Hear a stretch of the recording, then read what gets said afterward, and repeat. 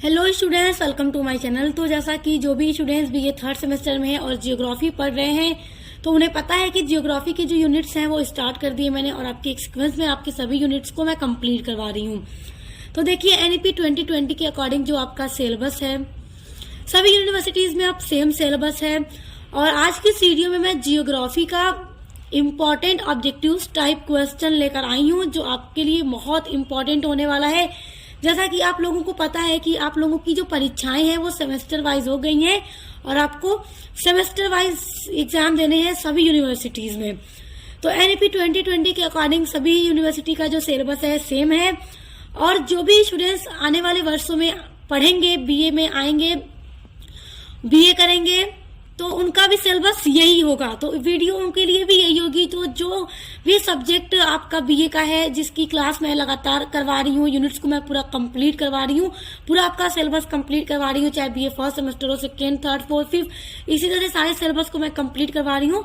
तो जो भी बच्चे आएंगे तो उन्हीं वीडियोस को पढ़ना रहेगा क्योंकि एनईपी 2020 के अकॉर्डिंग आपका सिलेबस वही होगा। तो आपको बिल्कुल भी परेशान होने की या घबराने की जरूरत नहीं है, आप अच्छे से पढ़ाई कीजिए। चलिए आज शुरू करते हैं। आज हम देखते हैं जियोग्राफी बीए थर्ड सेमेस्टर का इम्पोर्टेंट एमसीक्यू जो आपकी परीक्षा के लिए महत्वपूर्ण होगा। देखिए बहुत महत्वपूर्ण प्रश्न है। पहला है जीवों के पारिस्थितिकी कारकों के योग को कहते हैं। तो जीवों के पारिस्थितिकी योग को क्या कहते हैं? तो पर्यावरण कहते हैं। ऑप्शन नंबर ग इसमें आपका सही उत्तर है। प्रश्न नंबर 2 है आपका वायुमंडल में नाइट्रोजन की कितनी मात्रा पाई जाती है? तो नाइट्रोजन वायुमंडल में सबसे अधिक पाई जाती है तो 78.3% पाई जाती है। का ऑप्शन आपका सही है प्रश्न नंबर 2 में। तीसरा देखिए वायुमंडल का कौन सा मंडल पृथ्वी की पराबैंगनी किरणों से रक्षा करता है? तो कौन सा मंडल है? देखिए बाह्य मंडल जो है वो रक्षा करता है पराबैंगनी किरणों से। तो ऑप्शन नंबर ग आपका राइट है, बाह्य मंडल। देखिए चौथा नंबर आपका प्रश्न है भूपर्पटी की गहराई कितनी मानी गई है? तो लगभग 100 किमी। तो 100 किमी याद रखिएगा। ख नंबर ऑप्शन यहाँ पर आपका राइट है। नेक्स्ट है आपका पृथ्वी पर जल का विस्तार कितने प्रतिशत है? तो हम सभी जानते हैं कि पृथ्वी पर 3 हिस्सा जल है, 1 हिस्सा धरती है, भूमि है। तो आप बताइए, सिंपल सा आपका क्वेश्चन है। 71% जल का विस्तार है हमारी पृथ्वी पर। तो ऑप्शन नंबर घ यहाँ पर आपका राइट है। देखिए सभी आपके जो क्वेश्चन मैं आपको बता रही हूँ आपके सिलेबस के हैं, आपको यही सारे टॉपिक पढ़ना है जो मैं आपको पढ़ा भी चुकी हूँ। देखिए अगला है पर्यावरण के तत्वों के मध्य पाए जाने वाले संबंधों का अध्ययन करने वाला विज्ञान क्या कहलाता है? तो मैं आपको पढ़ा चुकी हूँ क्या कहलाता है, पारिस्थितिकी कहलाता है और पारिस्थितिकी के बारे में मैं आपको पूरा समझा भी चुकी हूँ। तो यहाँ पे आपका जो सही उत्तर है वो घ है। पारिस्थितिकी के बारे में अगर आप पढ़ना चाहते हैं तो मैं आपको प्लेलिस्ट की लिंक दे दूंगी इसी वीडियो के डिस्क्रिप्शन बॉक्स में, आप पढ़ लीजिएगा देखकर। जियोग्राफी का ये टॉपिक है मैंने करवा दिया है। नेक्स्ट है पारिस्थितिकीय तंत्र कहलाता है। तो पारिस्थितिकीय तंत्र क्या कहलाता है? पारिस्थितिकी की क्रियाशील इकाई है। देखिए पारिस्थितिकी तंत्र के बारे में भी मैंने पूरा पढ़ा दिया है तो आप इसको भी पढ़ लीजिएगा। जो आपका यहाँ पे सही उत्तर है वो है ग वाला, तो याद रखिएगा। अगला प्रश्न है सड़ी गली वस्तुओं के पोषण प्राप्त करने वाले को कहते हैं। सड़ी गली वस्तुओं से पोषण प्राप्त करने वाले को क्या कहते हैं? उनको कहते हैं अपघटक और अपघटक। ये सारी चीजें मैं आपको पढ़ा चुकी हूँ, आपको याद होगा। सभी टॉपिक पर आपकी वीडियो अपलोडेड है मेरे चैनल पर। सभी टॉपिक पर वीडियो आपको मिल जाएगी मेरे चैनल पर। प्लेलिस्ट में आपको बस चेक करना है जाके, आपको सिंपली मिल जाएगा। अब देखिए 4 है आपका पारिस्थितिकी तंत्र की कार्यप्रणाली निर्भर करती है किस पर निर्भर करती है? तो ऊर्जा प्रवाह पर निर्भर करती है। इन सारे टॉपिक पर आपको वीडियो मिल जाएगा और आपको बहुत आसानी से प्लेलिस्ट में मिल जाएगा। तो डिस्क्रिप्शन बॉक्स में एक बार चेक जरूर कर लीजिएगा। अब देखिए अगला प्रश्न है पृथ्वी के अभ्यंतर में चुंबकीय शक्ति पाई जाती है। तो किस में पाई जाती है? क आपका ऑप्शन है नीफे में, ख है सियाल में, ग है सीमा में और ग है मेंटल में।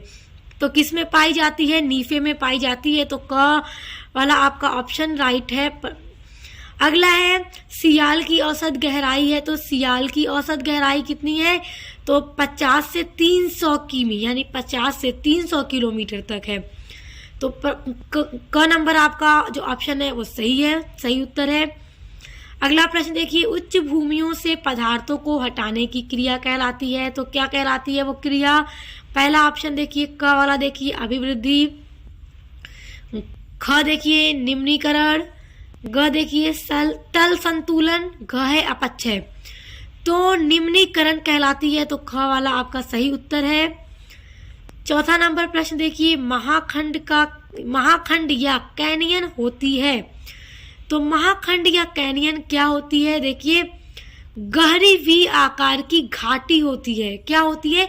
गहरी वी आकार की घाटी होती है, तो याद रखिएगा क वाला इसमें आपका सही उत्तर है। अगला देखिए, डेल्टा का निर्माण निम्न में से किस कारक द्वारा होता है? तो डेल्टा का निर्माण जो है किस कारण होता है? नदी के कारण होता है। देखिए घ वाला ऑप्शन आपका सही उत्तर है। अगला प्रश्न देखिए, यू आकार की घाटी का निर्माण कौन करता है? तो यू आकार की जो घाटी है उसका निर्माण कौन करता है? ऑप्शन देखिए, ऑप्शन क है आपका नदी, ख है लहरें, ग है भूमिगत जल और घ है हिम नदी। तो यू आकार की घाटी का निर्माण हिम नदी करती है, तो याद रखिएगा घ वाला आपका सही ऑप्शन है। अगला प्रश्न है, निम्न में से सक्रिय ज्वालामुखी का नाम छांटिए। देखिए सक्रिय ज्वालामुखी कौन सा है? आप पिछले सेमेस्टर में पढ़ चुके होंगे ज्वालामुखी के बारे में, मैं पढ़ा भी चुकी हूँ आपको। देखिए सक्रिय ज्वालामुखी कौन सा है? तो माउंट एटना, ग वाला आपका सही उत्तर है। अगला है, विवर्तनिक शक्तियों द्वारा भूपर्पटी में होने वाला कंपन क्या कहलाता है? तो क्या कहलाता है? भूकंप कहलाता है। और ये सारा कुछ आप पढ़ के आए हैं तो आपको याद होगा, क है आपका सही उत्तर, भूकंप कहलाता है। अगला देखिए, अगला प्रश्न है, संचार साधन में महत्वपूर्ण है, तो संचार साधन में महत्वपूर्ण क्या है आपका? क्या है? आयन मंडल महत्वपूर्ण है, तो घ वाला आपका सही उत्तर है। अगला है, कर्क वृत्त और मकर वृत्त के बीच का भाग कहलाता है। तो देखिए कर्क वृत्त और मकर वृत्त के बीच का जो भाग है वो उष्णकटिबंध कहलाता है, तो क वाला आपका सही उत्तर है। अगला प्रश्न है, संघनन का रूप है, तो संघनन का रूप क्या है? वर्षा है, आपको पता है, पढ़ चुके हैं आप इसके बारे में, आपको पढ़ा भी चुकी हूँ, तो वर्षा है, क वाला आपका सही उत्तर है। अगला है, मानसूनी पवन कहलाती है, तो मानसूनी पवन क्या कहलाती है? मौसमी पवन कहलाती है। आपका ऑप्शन देखिए ख वाला, मौसमी पवन कहलाती है मानसूनी पवन जो होती है। अगला देखिए, निम्न में से वायुमंडल का कौन सा स्तर वायुयानों की उड़ान के लिए आदर्श माना जाता है? देखिए वायुमंडल का कौन सा स्तर है जो जहाज जब उड़ता है ऊपर आसमान में, तो कौन सी जो स्तर है वो आदर्श मानी जाती है वायुयानों के उड़ान के लिए? देखिए आपका पहला ऑप्शन है क वाला, क्षोभ मंडल, ख है सम ताप मंडल, ग है बाह्य मंडल और घ है आयन मंडल। तो सम ताप मंडल आदर्श माना जाता है, ख वाला आपका सही उत्तर है। अगला है, वायुमंडल का सर्वाधिक विस्तार निम्न में से किस मंडल में पाया जाता है? तो किस मंडल में पाया जाता है सर्वाधिक विस्तार? क्षोभ मंडल में पाया जाता है। ऑप्शन नंबर क आपका राइट है, क्षोभ मंडल। अगला प्रश्न देखिए, पृथ्वी पर निम्न में से कितने महासागर पाए जाते हैं? तो कितने पाए जाते हैं? ये तो सिंपल सा आपका क्वेश्चन है, आप आसानी से समझ जाएंगे, पेपर में पूछेगा तो। कितने पाए जाते हैं? 5 पाए जाते हैं, आपको पता है। ऑप्शन नंबर ग आपका इसमें सही उत्तर है। अगला देखिए, निम्न में से पृथ्वी पर निम्न में से कितने भाग पर जल पाया जाता है? तो आपको पता ही है कि 71% पर जल पाया जाता है, क वाला आपका सही उत्तर है।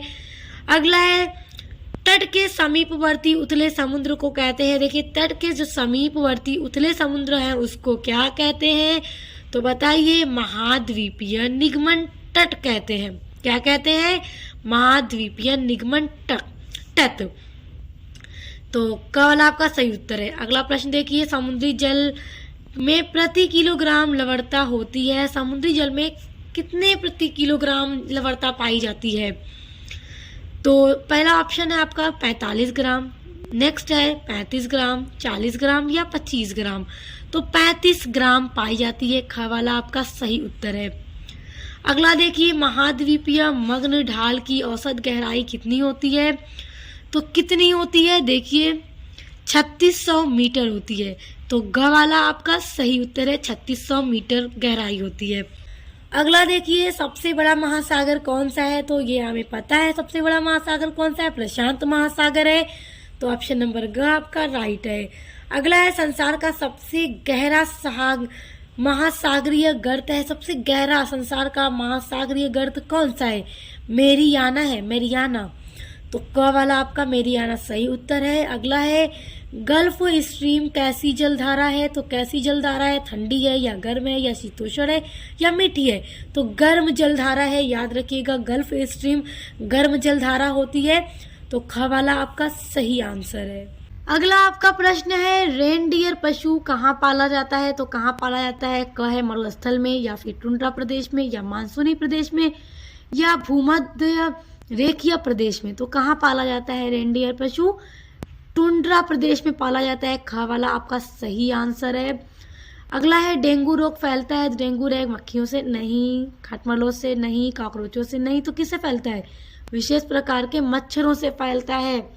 तो याद रखिएगा डेंगू रोग किससे फैलता है? विशेष प्रकार के मच्छरों से। तो घ वाला आपका सही उत्तर है।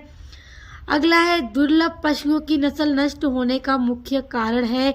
तो देखिए, दुर्लभ पशुओं की जो नस्ल है वो नष्ट हो रही है, तो उसका मुख्य कारण क्या है? उसका मुख्य कारण है कि पर्यावरण का असंतुलन। तो ऑप्शन नंबर ख आपका सही उत्तर है। अगला है, निम्न में से कौन जैव घटक नहीं है? तो कौन सा जैव घटक नहीं है? पेड़ पौधे या जीवाणु या जीव जंतु या मृदा? तो कौन सा नहीं है? तो मृदा नहीं है। तो ऑप्शन नंबर घ आपका सही उत्तर है। अगला है, भोजन के लिए दूसरों पर निर्भर रहने वाला जीव कहलाता है? हम पढ़ भी चुके हैं पारिस्थितिकी वाला जब पढ़ रहे थे। देखिए, भोजन के लिए दूसरों पर निर्भर रहने वाला जीव कहलाता है, क्या कहलाता है? उपभोक्ता कहलाता है। ओके, याद रखिएगा, उपभोक्ता के बारे में, उत्पादक के बारे में, अपघटक के बारे में सब हम पढ़ चुके हैं। आप सबका सब आपका सिलेबस का टॉपिक है, हम सब पढ़ चुके हैं, आप पढ़ लीजिएगा। तो इसमें ख वाला आपका सही उत्तर है। अब देखिए, अगला आपका प्रश्न है, जैव मंडल के असंतुलन के लिए उत्तरदायी है? जैव मंडल के असंतुलन के लिए क्या उत्तरदायी है? पहला है प्राकृतिक संसाधन, दूसरा है मानवीय संसाधन, ग है प्राकृतिक संसाधनों का अनियमित दोहन, और घ है उपर्युक्त सभी। तो जैव मंडल के असंतुलन के लिए जो उत्तरदायी है वो है प्राकृतिक संसाधनों का अनियमित दोहन। तो ग वाला आपका इसमें सही उत्तर है। अगला है, निम्न में से सर्वभक्षी कौन है? तो निम्न में से सर्वभक्षी जो है वो आदमी है। तो घ वाला आपका सही उत्तर है। अगला है, पाड़ी तंत्र का घटक नहीं है? तो पाड़ी तंत्र का घटक क्या नहीं है? मनुष्य, वृक्ष, घोड़ा सभी पाड़ी तंत्र के घटक है। तो कौन सा नहीं है? परमाणु बम कैसे हो सकता है भला? तो घ वाला आपका सही उत्तर है। अगला है, पारी स्थिति की असंतुलन का मुख्य कारण क्या है? तो क्या है? देखिए, यही सारे प्रश्न आपकी परीक्षा में आएंगे, तो एकदम ध्यान से इनको देखिएगा, अच्छे से याद रख लीजिए। आप चाहे तो कहीं नोट भी कर लीजिए, अच्छे से तैयार करके ही एग्जाम में जाइएगा। देखिए, पारी स्थिति की असंतुलन का मुख्य कारण क्या है? तो क्या है मुख्य कारण? देखिए, जो मुख्य कारण है वो है वनों का विनाश होना। तो क वाला आपका सही उत्तर। अगला देखिए, पारी स्थिति की संतुलन बनाए रखने का मुख्य उपाय क्या है? तो क्या मुख्य उपाय है कि पारी स्थिति का संतुलन बनाए रखा जाए? जनसंख्या वृद्धि पर रोक लगाना। तो क वाला आपका सही उत्तर है। अगला देखिए, आपका है, आपका जो चैप्टर है प्रदूषण के बारे में, आपका जो है वायु प्रदूषण या जल प्रदूषण, उससे कुछ एमसीक्यू देख लीजिए। पर्यावरण प्रदूषण के लिए उत्तरदायी कारण है? तो पर्यावरण के प्रदूषण के लिए उत्तरदायी कारण कौन सा है? तो पहला देखिए, वनों का विनाश, ख है आपका अधिक वर्षा का होना, ग है आपका सूखा पड़ना, घ है आपका बाढ़ आना। तो यहाँ पे जो आपका सही उत्तर है वो है वनों का विनाश होना। ये पर्यावरण प्रदूषण का एक, पर्यावरण को प्रदूषित करने का एक कारण है। तो वनों का विनाश आपका इसमें सही उत्तर है, क वाला आपका सही उत्तर है। अगला है, मृदा प्रदूषण का मुख्य कारण कौन सा है? तो मृदा प्रदूषण का मुख्य कारण कौन सा है? कीटनाशकों का प्रयोग। अगला देखिए, निम्नलिखित में से किसका प्रयोग प्रदूषण बढ़ा रहा है? तो किसका प्रयोग प्रदूषण को बढ़ा रहा है? तो पॉलीथीन का प्रयोग जो है वो प्रदूषण को बढ़ा रहा है। अगला प्रश्न है आपका, वायु प्रदूषण का मुख्य कारण है? तो वायु प्रदूषण का मुख्य कारण क्या है? वायुमंडल में कार्बन डाइऑक्साइड गैस का बढ़ना, ये मुख्य कारण है वायु प्रदूषण होने का। तो ऑप्शन नंबर घ आपका राइट है। और वायु प्रदूषण के बारे में वैसे हमने पूरा डिटेल में पढ़ भी लिया है, तो आप देख लीजिएगा। आपको डिस्क्रिप्शन बॉक्स में प्लेलिस्ट की लिंक दूंगी, उसमें आपको वीडियो मिल जाएगी। अगला प्रश्न देखिए, शहरों में सर्वाधिक वायु प्रदूषण का स्रोत है। तो शहरों में जो वायु प्रदूषण का एकमात्र स्रोत है वो है स्वचालित वाहन। तो क नंबर प्रश्न देखिए, क वाला आपका उत्तर सही इसमें। अगला है, सर्वाधिक भू ताप बढ़ाने की क्षमता होती है। तो सर्वाधिक भू ताप बढ़ाने की क्षमता होती है क्लोरोफ्लोरोकार्बन में। तो आपका क्लोरोफ्लोरोकार्बन आपका सही उत्तर है, ग वाला आपका सही उत्तर है। अगला है, निम्नलिखित में से कौन से जैव प्रदूषण का कारण नहीं है। तो कौन सा नहीं है, देखिए जीव जंतु नहीं है। तो ऑप्शन नंबर ग आपका राइट आंसर है। अगला है, निम्नलिखित में अपशिष्ट पदार्थ नहीं है। तो अपशिष्ट पदार्थ कौन सा नहीं है, तो घ वाला यानी खाद्य पदार्थ अपशिष्ट पदार्थ नहीं है। अगला है, बहरेपन के लिए उत्तरदायी है। तो बहरेपन के लिए जल प्रदूषण उत्तरदायी हो सकता है क्या, नहीं हो सकता। वायु प्रदूषण ये भी नहीं हो सकता, मृदा प्रदूषण ये भी नहीं हो सकता। तो क्या होगा बहरेपन के लिए उत्तरदायी, ध्वनि प्रदूषण। जब ध्वनि का प्रदूषण होगा तो जाहिर सी बात है इंसान उससे बहरा भी हो सकता है, तो याद रखिएगा।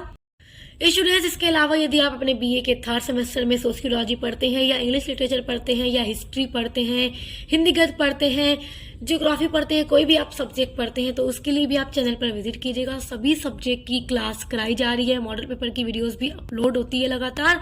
तो अच्छे से पढ़ाई कीजिए, एग्जाम की तैयारी कीजिए। Best of luck. अब मिलते हैं नेक्स्ट वीडियो के साथ।